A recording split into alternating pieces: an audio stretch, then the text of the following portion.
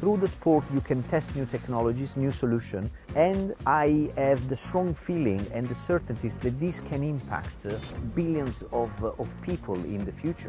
With the car, you have a lot more grip because you have 4 wheels, so in the corner, you can go faster. You can have a better speed.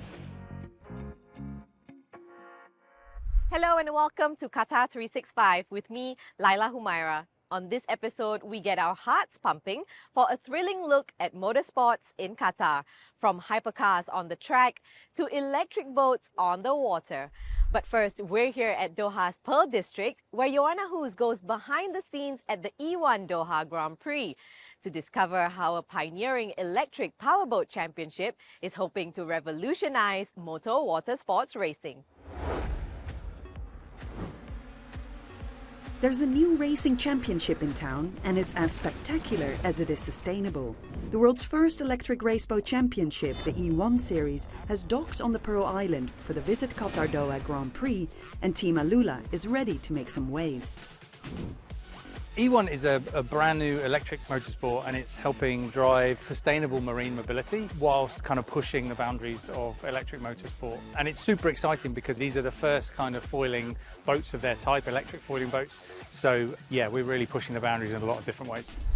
What's really interesting about it is it's brought this mix of people together, from powerboating, from sailing, from Formula One, from Formula E, into this unique championship. And we're all trying to figure out what's the best way to make these race birds fly, to go as fast as possible. Owned by NBA legend LeBron James, Team Alula are the new kids on the block, the latest to join E1's star-studded paddock of teams with A-list owners like Tom Brady, Will Smith and Rafael Nadal. This is Team Alula's first season, and the Doha GP is only its second ever race. But the other 8 teams don't have too much of a head start, as the E1 World Championship only launched last year. So everyone is still perfecting their racing strategies and figuring out how to optimize their battery-powered boats. Everybody is still learning a lot, but the progress from, of course, the first race in Season 1 to here now in our second race of Season 2, there's a lot of changes, and everybody is really picking it up in a hurry. But I think we got such a good team that everybody is putting everything together perfectly, and it's going quite well. We're going to be ones to watch for sure. Unlike other racing championships like Formula One, E1 teams currently don't design their own boats or batteries. Rather, they all race in this same design, the race bird, inspired by birds in so-called glide mode when they fly really close above the surface of the water. And that position is the sweet spot that all teams are aiming for. They just all have their own thoughts and secrets on how best to achieve it. This foil is kind of what it's all about, isn't it? It is, yeah. It all centers around this. So it essentially, if you imagine it like an airplane wing, so although it's submerged in water, it's the same principle. So as the boat gets faster, you have an area of low pressure and it lifts the boat out of the water. So the faster you go, the more it will lift up, and that's essentially how it works. The E1 isn't just about racing towards a sustainable future. It also champions gender equality for this generation and the next. I think the gender equality side is one of the biggest messages behind the championship. So each team has one male and one female driver. That's become normal to me, but in other racing series it's not normal. And I think what we learned is that giving drivers, whether you're a female or a male, the same access to the testing, to the engineers, to the seat time, you see that the talent levels itself out between the males and the females quite equally in a sport like this. The weekend is coming to a close, and Team Alula didn't quite get the result it was hoping for, as Team Rafa delivered its first ever win. But with a packed race calendar scheduled throughout the year, there's no time to dwell, as they all push forward to be crowned E1's kings and queens of the waves. The E1 Championship is the brainchild of CEO and co-founder Roddy Basso. I sat down with the Italian former aerospace and racing engineer to talk about his move away from traditional motorsport and his drive to launch a thrilling new racing sport that's both fast and friendly to the planet. Roddy, you worked on your thesis at NASA and then went on to spend decades at the pinnacle of motorsport, the Formula One. And now your new venture is the E1. Can you tell us, how did that idea of an electric powerboat racing championship come about? I worked 2 decades into the combination of high technology applied to sport. And I passionately believe in this combination. because through the sport you can test new technologies, new solutions, which in few years can be applied on commercial products. And I have the strong feeling and the certainties that this can impact billions of people in the future. And I'm sure E1, with this exclusive license for 25 years for World Electric Powerboat Championship, given by the UIM, the Worldwide Federation of Powerboating, has a great opportunity to accomplish this task. The races, the E1 races, take place all around the world in iconic cities like Venice, Monaco, Miami. So how important are scenic backdrops like the Pearl here in Doha to the championship success? We don't want to be perceived like the one going only in nice places like for a touristic reason. So we are in Monaco, and Monaco is, you know, the capital of yachting, very interested in the future. We come in Doha, where the yachting, I know that is coming very strongly, and there is a strategic vision to make the Qatar the place to be and the port to be. We need to be where there is interest in the future of water mobility, connection to the water. All the E1 teams are owned by celebrities in the sporting or entertainment world. So what does it mean, this backing from these famous people or celebrities? What does it mean for the sport in terms of popularity and growth? They are people that jumped on board to the project because they love the purpose, the impact that they can provide through it. And you know that we have launched this year the Blue Impact Championship, so they need to contribute to the ESG awareness and solution through their teams, and they will be put in competition. And they also are on board because they reckon this is a great business. And today I can tell you that the team license is, the value is 5 times the initial value in the beginning of last year.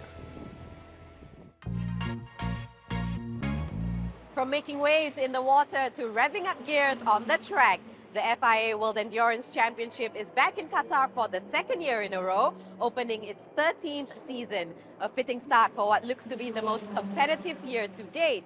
While most people are more familiar with the Formula One format, the Endurance Series is a different beast altogether. And I'm here at the Lusail International Circuit to find out more.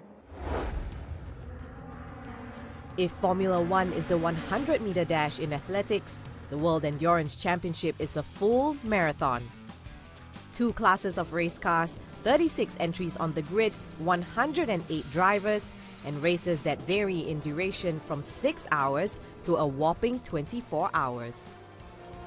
Drivers compete in either the LMGT3 class, which works more or less like a road car, or the hypercar, known for its sleek aerodynamic build.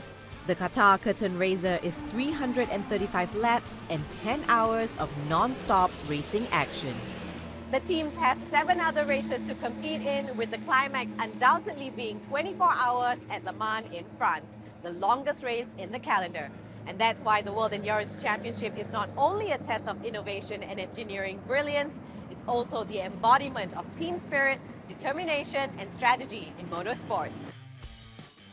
Someone who has won 4 times at Lusail Circuit, but in a different vehicle, is 9-time MotoGP World Champion Valentino Rossi.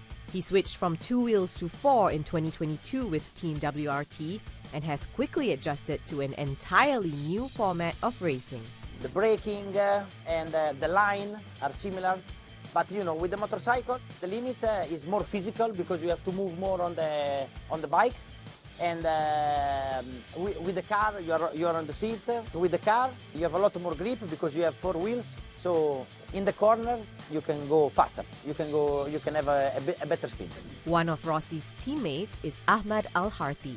Hailing from Oman, Ahmad is the only Arab driver in the endurance lineup this season, which he hopes will help build the region's interest in the sport.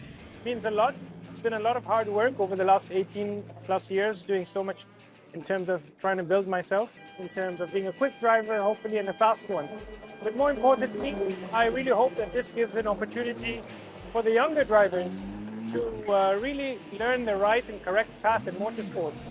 Ahmad gave me a tour around the team garage, and I had to ask him about the intensity of racing on the track for hours. It's never comfortable being in a race car, but it's as comfortable as possible. We're not in the car for more than, depending on the championship regulations, sometimes not exceeding 2 or 3 hours. So at least it's a safety break where you have to come out, freshen up, do what you need to do, and come back in the car. On top of an already crowded grid, this year also sees the most number of major auto manufacturers looking to steal the crown from defending champs Toyota Gazoo Racing. We won the manufacturer's title last year, which was a great achievement with all these manufacturers here. So yeah, I mean, the aim is to at least keep that, which is not easy. We've seen many different challenges along the way, different technologies with the hybrid systems. It's made many manufacturers come back into the sport, and yeah, we welcome it. It's very good for the WEC. Another initiative that's been good for the sport is the addition of the Iron Dames, the all-female team in the series. It's a very unique project that is supporting females in sports in general, and the idea from Deborah, who is the founder of the project, was that she wanted to show that female can compete on the same level as men on the highest level of motorsport, endurance, sprint racing, single-seater, whatever, and I really believe that we have achieved that with the project, that we can compete on the highest level. With so much competition, innovation, and big names in the sport, it's clear that there's a lot more gas in the tank than there's ever been in the World Endurance Championship, giving motorsport fans excitement through every checkered flag. From racing on the water in electric powerboats to witnessing the sheer determination of endurance drivers and their hypercars, we hope you've enjoyed this thrilling episode, but that's all the time we have for now. For more, check out Euronews.com and connect with us through our hashtag.